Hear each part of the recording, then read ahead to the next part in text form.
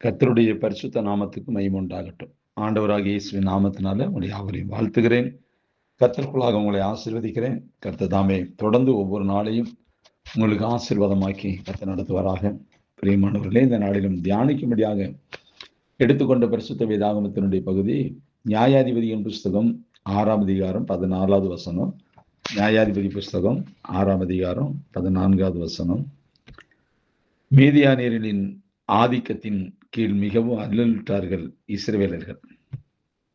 தேவன் கிதியோன் என்ற மனிதனை சந்தித்து மீதியானவர்களின் மேல் யுத்தம் செய்து அவர்களை முறியடிக்க கூறினார். சாதாரணமான ஒரு நிலையில் உள்ள தன்னால் பலம் வாய்ந்த மீதியானலை எப்படி முறியடிக்க இயலும் என்ற ஒரு கேள்வி கிதியோன்கிட்ட இருந்துச்சு. தேவன் அவனிடம், நீ போ, உன்னால முடியும், உன்னை அனுப்புகிறவர் நான் அல்லவா என்று தைரியம் கூறி அனுப்பி வைத்தார். அவன் புறப்பட்டு சென்றான். சாதாரணமான ஒரு நிலையில் உள்ள அவன் தேவ பலத்தினால் மாபெரும் சாதனை புரிந்தான். கிறிஸ்தவ அழைப்பும் இது போன்றதுதான். நம்மை ஆதிக்கம் செய்து அலைக்கழிக்கும் சக்தி கொண்ட பாவத்தின் மேலே வெற்றி பெறவே தேவன் நம்மை அழைக்கிறார். தவறான மன இயல்பல் போன்ற பாவத்தின் வலிமைகளை மேற்கொண்டு இந்த உலகத்தில் வாழ்வதுதான் கிறிஸ்தவ வாழ்க்கை. இன்னும் சொல்லப்போனா சாதாரணமான நம்மால் இது சாத்தியமற்ற விஷயம் என்று நாம் நினைக்கலாம். தேவனுடைய எதிர்பார்ப்பு, அவருடைய பலன் நமக்குள்ள வரும்போது பாவத்தை நாம் ஜெயித்து விட முடியும். இந்த உலகத்துல தேவன் அற்றவர்களாய் இருந்தால் அது முடியாது. முடியும், நம்மால் முடியும். தேவனால் நாம் சந்திக்கப்பட்டு தேவனுடைய வார்த்தையின் ஆளுகையை நாம் ஏற்றுக்கொண்டால் அது முடியாததல்ல. ஏனென்றால் நம்மை அனுப்புகிறவர் தேவன், நம்மால் முடியும் என்று சொல்கின்றவர் தேவன். அவர் சொல்வது பொய்யாயிராது. சிலர் தேவன் தங்கள் வாழ்க்கையோடு சம்பந்தப்பட்ட விஷயங்களில் பெரிய காரியங்களை செய்ய முடியும் என்று எளிதாக விசுவாசிப்பார்கள்.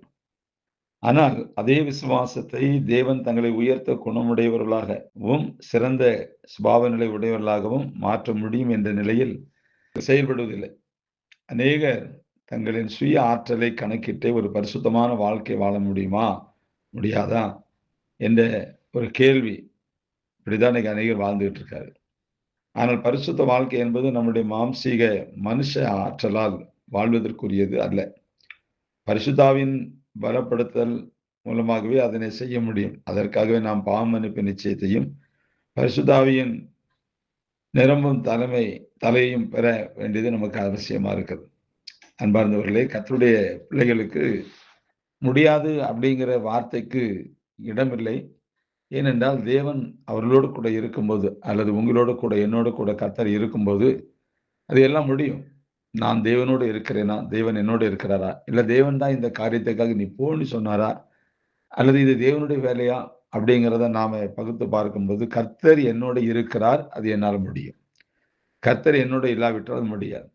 கிதியோன் சொன்னா, என் குடும்பத்தில் எல்லாரிலும் நான் சின்னவன், என்னால் அது முடியுமா முடியாது அப்படிங்கிறது தான் அவனுடைய வார்த்தை. அந்த தேவன் சொன்னார், நான் உன்னோட இருக்கிறேன், நீ உனக்கு கொஞ்சம் பலன் இருக்குல்ல, அந்த பலத்துல போ, இருக்கிற பலத்துல போ, மீதியை நான் பார்த்துக்கிட்டோம் அப்படின்னார். இதே போலதான் லோத்துவை பார்த்து கர்த்தர் சொன்னார், நீ அந்த மலைக்கு ஓடிப்போ அப்படின்னாரு. அவன் சொன்னா முடியாது அப்படின்னா. நான் அந்த சின்ன கிராமத்துக்கு போறேன்னா, அங்கேயும் போனான், அங்கேயும் இருக்க முடியல. அப்புறம் அடுத்த பக்கத்துல ஒரு கூடாரத்தை போட்டான். கடைசியில் அங்கே நிகழ்ந்தது என்ன? தவறான காரியங்கள். அது தேவனுக்கு விரோதமான ஒரு காரியம். அதனால எப்போதுமே கர்த்தருடைய பிள்ளைகள் உங்களுடைய மனதில் நீங்கள் வைத்துக் கொள்ள வேண்டியது அவசியமானது.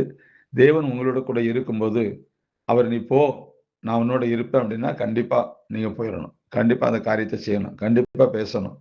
அது தேவனால் முடியும், நம்மால முடியாது. ஆனா தேவன் நம்மோட இருக்கும்போது நம்மால முடியும்.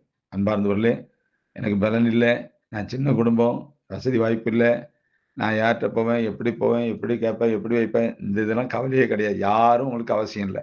கர்த்தர் இருக்கிறாரு, உங்களோட காரியம் நடக்கும். நீங்க தைரியமா போலாம். கர்த்தர் உங்களோட இருப்பாரு, கர்த்தர் உங்களை வழி நடத்துவார், கர்த்தர் உங்களை ஆசீர்வதிப்பார். God bless you.